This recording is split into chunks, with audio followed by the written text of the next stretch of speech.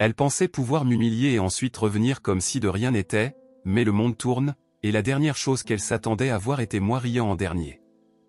Je me souviens encore de cette nuit parfaite. Ma femme a insisté pour organiser un dîner avec ses collègues de travail et leurs conjoints, quelque chose au sujet de réseautage et de faire des connexions. J'ai passé des heures à tout préparer, nettoyer la maison, cuisiner un dîner en 3 plats, m'assurer que le vin était bien frais. Je voulais les impressionner, qu'elles soient fières de moi. La soirée avait commencé agréablement, avec des conversations légères pendant les apéritifs. Tout le monde semblait s'amuser, complimentant la nourriture et l'ambiance. J'avais commencé à me détendre, pensant que ce ne serait peut-être pas si terrible. C'est alors que tout a changé. Ma femme en était déjà à son 3e verre de vin lorsque la conversation dévia, d'une manière ou d'une autre, sur les relations. Elle me regarda avec ce sourire, celui que j'avais appris à reconnaître comme un signe de problème, avant de se tourner vers ses collègues. « Vous voulez savoir ce qui est drôle ?» dit-elle, la voix légèrement plus forte que nécessaire. Et quand nous nous sommes rencontrés, je pensais qu'il serait une prise formidable, grand, réussi, impressionnant dans tous les domaines. Elle insista sur tous avec un clin d'œil théâtral. Le mari de l'une des collègues demanda en plaisantant, « Et il ne l'est pas ?» Tout le monde rit, pensant que c'était juste une taquinerie inoffensive entre couples. « Bien, dit-elle, levant la main, rassemblant le pouce et l'index avec presque aucun espace entre eux, certaines choses ne répondent pas aux attentes. » La table explosa de rire. Je sentis mon visage brûler, incapable de regarder qui que ce soit. Mais elle n'avait pas fini. Honnêtement, c'est comme être marié à un adolescent, rapide pour commencer, encore plus rapide pour finir, si vous voyez ce que je veux dire. Plus de rires suivirent, et elle continua, « Parfois, je me demande si je devrais acheter un ascenseur pour lui à l'heure du dîner. » L'une des collègues essaya de changer de sujet, probablement percevant mon malaise, mais ma femme insista, « Non, sérieusement, tout va bien. Nous avons tous nos croix à porter. La mienne est juste plus petite que la plupart. » Elle leva son verre dans un toast moqueur, et les autres, un peu gênés, suivirent. L'atmosphère était maintenant chargée de tension. Je restais là, paralysé, sans toucher à la nourriture, tandis que la conversation changeait heureusement vers d'autres sujets. Mais le mal était fait. Je vis dans leurs yeux, pitié, embarras, cet inconfort qu'on ne peut pas effacer. Ma masculinité, ma confiance, ma dignité, tout jeté sur la table comme une plaisanterie lors de mon propre dîner. Ce qui m'a le plus blessé n'était pas seulement l'humiliation, mais de réaliser que la personne qui aurait dû être ma plus grande alliée, ma partenaire dans la vie, me considérait avec si peu de respect qu'elle transformait mes insécurités les plus intimes en divertissement. J'ai passé le reste de la soirée en pilote automatique, ramassant des assiettes, remplissant des verres, forçant des sourires aux moments appropriés. Mais à l'intérieur, quelque chose se brisait, quelque chose de fondamental changeait dans la façon dont je voyais mon mariage, ma femme et moi-même. Lorsque les invités sont finalement partis, elle a agi comme si de rien n'était. Quand je l'ai confrontée, elle a complètement rejeté mes sentiments. « Oh, arrête, c'était juste une blague. » Tout le monde fait ce genre de plaisanterie avec leur partenaire. Tu es trop sensible.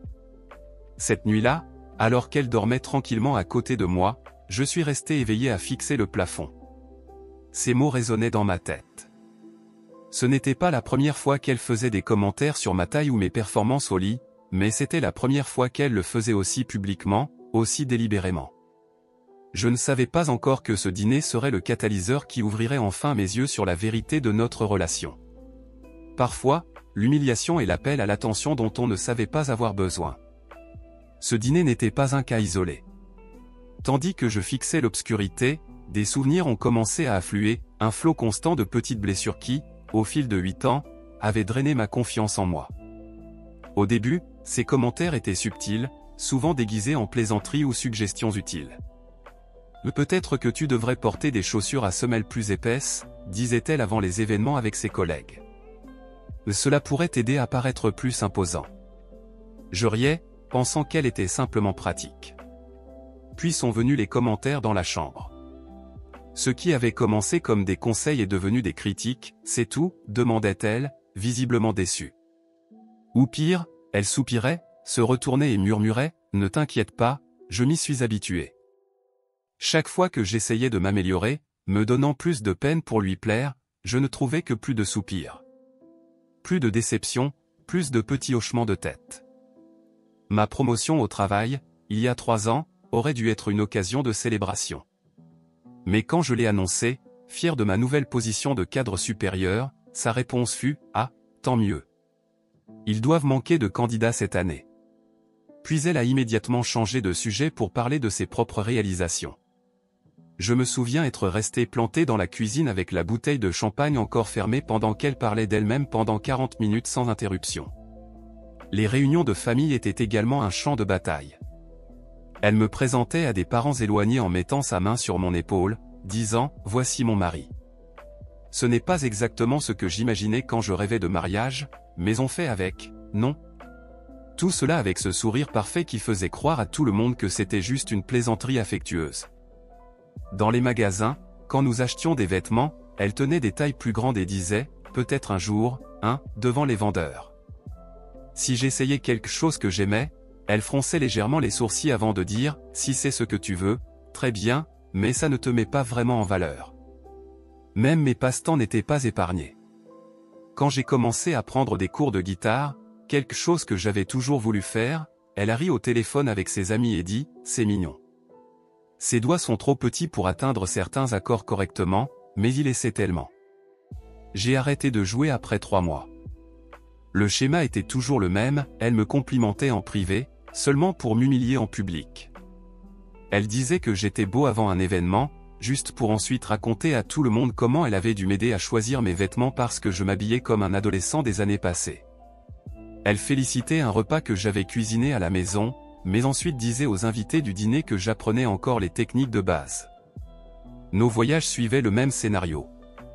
Elle critiquait ma planification, ma navigation, mes choix de restaurants, tout en postant des moments de couple parfaits sur les réseaux sociaux. La différence entre l'image publique de notre mariage et la réalité était choquante. La nuit après ce dîner, alors que je parcourais son fil Instagram, je vis qu'elle avait posté des photos de la soirée, dîner incroyable avec des amis formidables et mon merveilleux mari qui a tout organisé. Les commentaires étaient pleins de cœur et de couples de rêve. C'est à ce moment-là que cela m'a vraiment frappé, je vivais 2 mariages différents, celui public, qu'elle fabriquait en ligne, et celui privé, où j'étais constamment rappelé que je n'étais jamais assez bien. Quand le matin est arrivé, une clarté troublante m'a frappé. Ce n'était pas de l'amour. C'était de l'abus, et cela durait depuis des années. La prise de conscience que j'étais dans un mariage abusif a changé quelque chose de fondamental en moi. Pour la première fois, j'ai commencé à remarquer les petites choses que j'avais toujours ignorées, comme elle cachant son téléphone, tournant toujours l'écran vers le bas quand j'entrais dans la pièce, ou sortant répondre à certains appels en disant que c'était pour le travail, même à 22h un samedi. 2 jours après le dîner, elle a laissé son téléphone sur le comptoir de la cuisine pendant qu'elle prenait une douche. Il a vibré plusieurs fois avec de nouveaux messages. Je n'avais jamais touché à son téléphone auparavant, la confiance avait toujours été importante pour moi, même lorsque cela semblait n'être pratiqué que par moi. Mais cette fois, quelque chose m'a poussé à regarder. L'écran de verrouillage affichait des messages d'un contact enregistré comme « chef de projet au travail ». 3 aperçus sont apparus, « Je pense déjà à toi, la nuit dernière était incroyable, quand pouvons-nous nous échapper à nouveau ?» Mes mains tremblaient en prenant le téléphone. Par une amère coïncidence, elle n'avait jamais changé son mot de passe depuis que nous avions configuré nos appareils ensemble il y a des années. J'ai ouvert la conversation et j'ai senti le monde tourner autour de moi. Des centaines de messages accumulés sur des mois, des photos explicites, des récits détaillés de rencontres dans des hôtels, des plans pour le prochain rendez-vous. Le dernier échange discutait du dîner prévu pour le lendemain. Apparemment, j'allais travailler tard, bien que cela soit une surprise pour moi. Mais ce qui m'a vraiment brisé, ce furent les messages à mon sujet, il n'a aucune idée. Trop occupé à essayer de me plaire pour remarquer quoi que ce soit. L'amant lui avait demandé si elle se sentait coupable. Là, après avoir été avec un vrai homme, il devrait me remercier de rester avec lui. J'ai continué à remonter jusqu'au message de la nuit du dîner, il reste juste assis là et accepte tout. J'ai pratiquement dit qu'il était petit et incompétent devant tout le monde, et il a encore servi le dessert en souriant. L'amant avait répondu, c'est parce qu'il sait qu'il ne trouvera jamais quelqu'un de mieux que toi. J'ai replacé le téléphone exactement où il était et suis allé dans le bureau de la maison, avec une précision mécanique. J'ai commencé à vérifier nos comptes communs, les relevés de cartes de crédit, les historiques d'appels. Les preuves s'accumulaient rapidement, des frais inexpliqués dans des hôtels, des dîners dans des restaurants où je n'avais jamais été lors de voyages professionnels pour des conférences que son entreprise n'avait jamais organisées. La liaison durait au moins 6 mois avec un collègue de travail, pas un chef de projet, mais un collègue de même niveau hiérarchique. La femme de cet homme avait été assise en face de moi lors du dîner, tout aussi inconsciente que moi. J'ai imprimé les documents et pris des captures d'écran, en rangeant tout dans un dossier.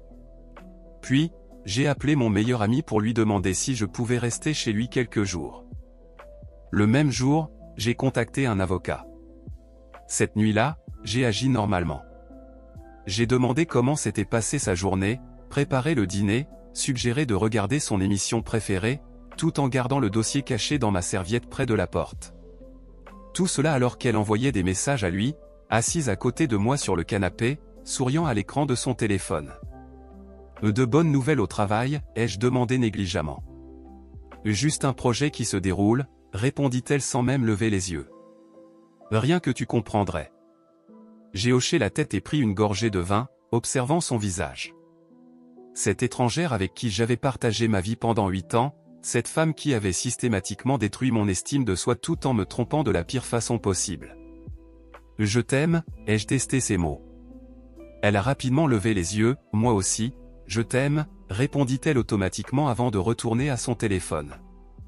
Ce moment de routine vide cristallisa tout. Je n'étais pas seulement humilié et ridiculisé, j'étais activement trahi par quelqu'un qui n'avait jamais eu d'amour véritable pour moi. Et pour la première fois depuis que ce cauchemar avait commencé, j'ai senti quelque chose d'inattendu grandir en moi. Ce n'était pas de la douleur, ni même de la colère, c'était une calme et éclairante détermination. Il était temps de mettre fin à cette mascarade. Le lendemain, j'ai mis tout en mouvement. J'ai transféré la moitié de l'argent de nos comptes communs vers un compte personnel, rappelé mon avocat pour finaliser notre stratégie. J'ai même pris l'après-midi pour déménager mes affaires essentielles chez mon amie, pendant qu'elle était au travail. Tout était prêt pour la confrontation que je savais inévitable. Ce soir-là, j'ai préparé son dîner préféré, du saumon avec des légumes rôtis et du vin blanc. Elle est rentrée surprise par l'ambiance romantique. « Et quelle est l'occasion ?» a-t-elle demandé en jetant ses clés sur le comptoir. « J'ai juste voulu faire quelque chose de spécial », ai-je répondu en servant un verre de vin. « Comment s'est passée ta journée ?»« Stressante, comme toujours », dit-elle en vérifiant encore son téléphone, probablement en train de lui envoyer des messages, avant de s'asseoir. Nous avons mangé en silence jusqu'à ce que je dise finalement « Il faut que je te parle de quelque chose d'important ». Elle soupira dramatiquement. « Ça peut attendre ?» Je suis épuisé. « Non, ça ne peut pas. » J'ai posé le dossier entre nous sur la table. « Je sais pour la liaison. » Son visage passa rapidement par le choc, la négation et le calcul avant de se fixer sur l'indignation. « De quoi tu parles ? » J'ai ouvert le dossier et placé les preuves une par une, les reçus d'hôtel, les captures d'écran des messages, les factures de restaurant, les relevés d'appel. « Tu as fouillé dans mon téléphone », cria-t-elle, essayant d'inverser la situation. « C'est une violation totale de ma vie privée. »« Oui, j'ai fouillé », admis-je calmement. Après des années d'abus émotionnels et d'humiliation publique, j'ai finalement décidé d'écouter mes instincts. Elle rit, incrédule. « L'abus ? Tu es sérieux là ? Je t'ai soutenu dans tout. Mais tu m'as ridiculisé à chaque occasion, ai-je rétorqué. Mais tu t'es moqué de ma taille, de mes performances au lit, de ma carrière, tout en couchant avec un autre. » Sa stratégie changea immédiatement. Les larmes commencèrent à se former dans ses yeux. « J'ai fait une erreur, ça ne signifiait rien. On peut surmonter ça. La liaison n'est qu'une partie de la raison pour laquelle ce mariage est terminé, expliquai-je, gardant mon calme. Même sans ça, je ne resterai pas avec quelqu'un qui me traite avec tant de mépris. » Elle tenta de prendre ma main sur la table. Je me reculai. « Mais tu ne comprends pas », implora-t-elle. J'étais sous beaucoup de pression au travail, il était simplement là.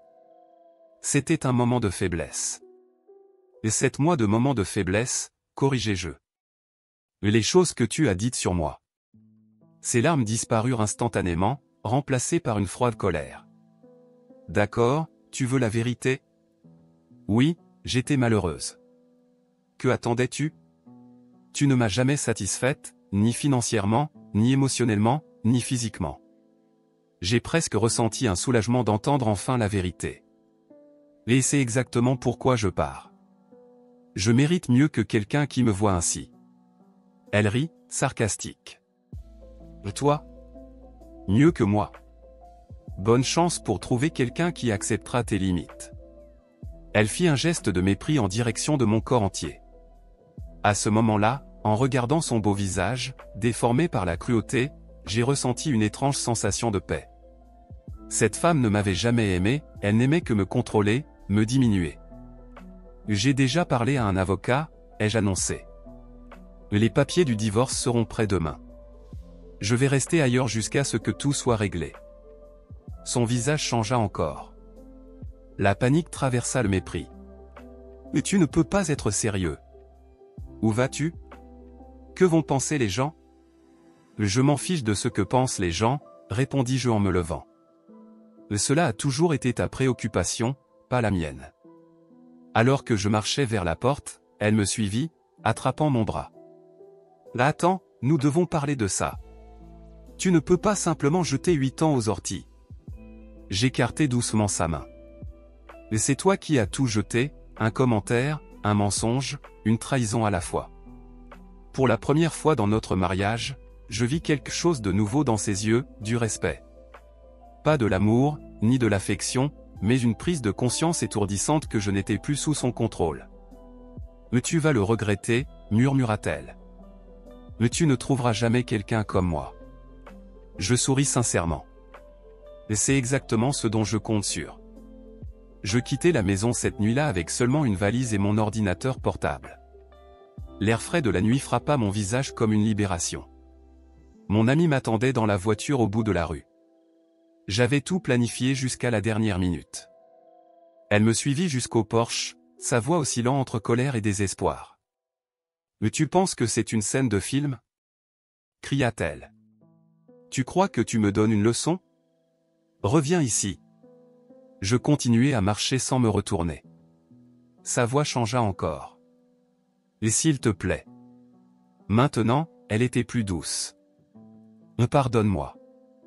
On peut arranger ça. Je ferai une thérapie, je ferai ce que tu veux. » Un instant, j'hésitais.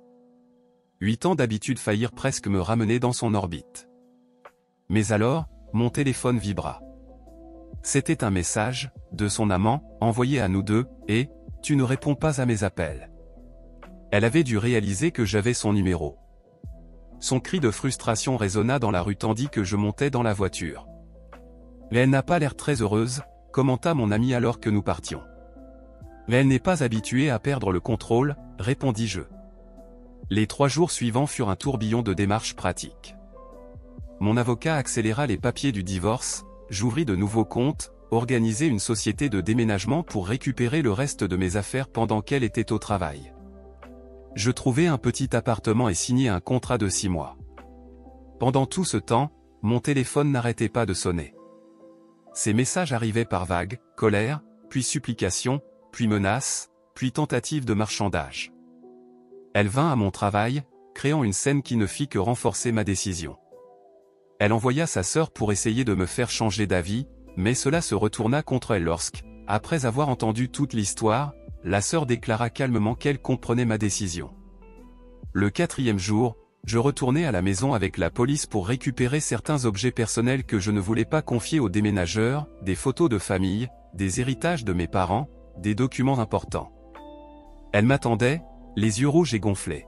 « Mais tu as appelé la police contre moi » siffla-t-elle quand j'entrai. « Je suis juste là pour prendre mes affaires » répondis-je en passant devant elle en direction de notre chambre.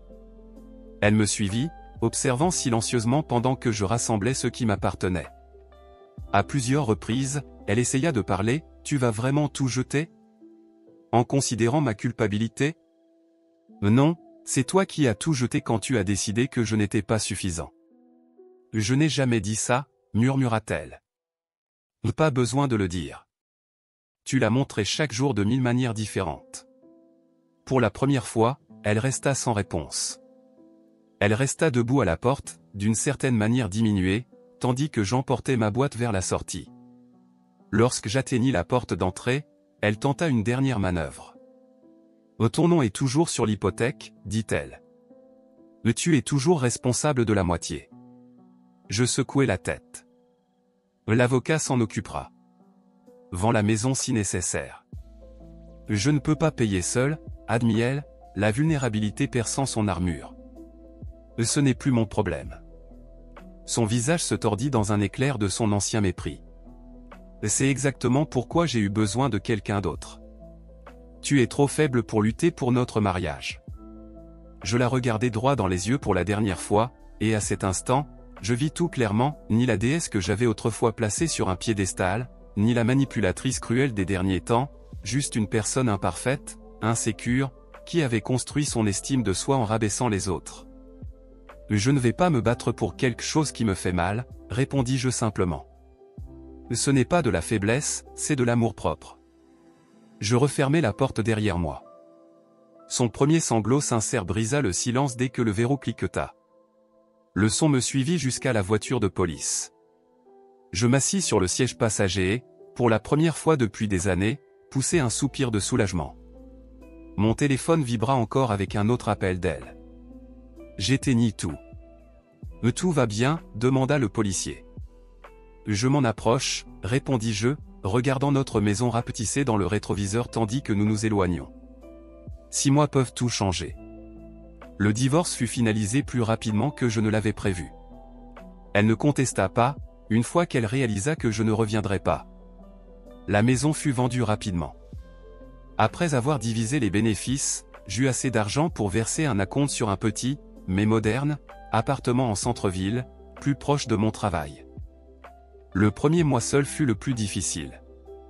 Je me réveillais en tendant la main vers quelqu'un qui n'était plus là, oubliant momentanément tout ce qui s'était passé. Mais peu à peu, ces moments devinrent moins fréquents.